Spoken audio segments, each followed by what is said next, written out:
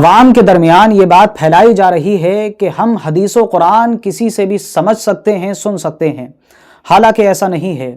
حدیث و قرآن ہم تک پہنچانے والے کا صحیح العقیدہ ہونا ضروری ہے۔ جو ہمارے سامنے حدیث کا مطلب، قرآن کا مطلب بیان کر رہا ہے، اس کا صحیح العقیدہ ہونا ضروری ہے۔ عوام یہ کہتی ہے کہ آپ لوگ بھی حدیث و قرآن بیان کر رہے ہیں اور دوسرے لوگ بھی حدیث و قرآن بیان کر رہے ہیں، تو سننے میں حرج کیا ہے؟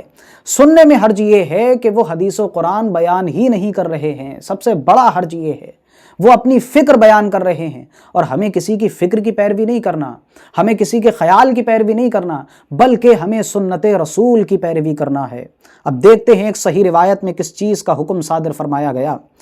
سنن دارمی کی ایک صحیح روایت نمبر 411، اسما بن عبید بیان کرتے ہیں کہ خواہشات کے پجاری دو آدمی ابن سیرین کے پاس آئے۔ انہوں نے کہا کہ اے ابو بکر، ہم تمہارے پاس کوئی حدیث بیان کریں؟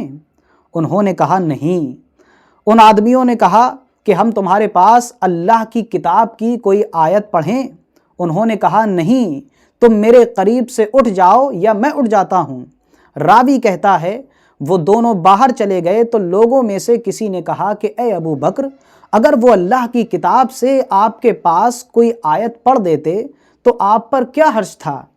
انہوں نے کہا کہ مجھے اس بات کا خوف ہے کہ وہ میرے پاس قرآن کی کوئی آیت پڑھیں اور وہ تحریف کریں جو میرے دل میں ٹھہر جائے۔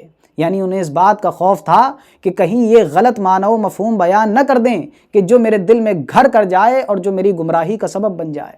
ان کو یہ خیال تھا۔ حضرت ابن سیرین نے یہ بیان کیا، تو ہمیں خیال کرنا چاہیے۔ یہ صحیح روایت میں حکم ہے، سنن دارمی کی صحیح روایت۔ اس میں حکم یہ دیا گیا کہ ہر کسی سے قرآن و حدیث نہیں سننا، ہر کسی سے قرآن و حدیث نہیں سمجھنا۔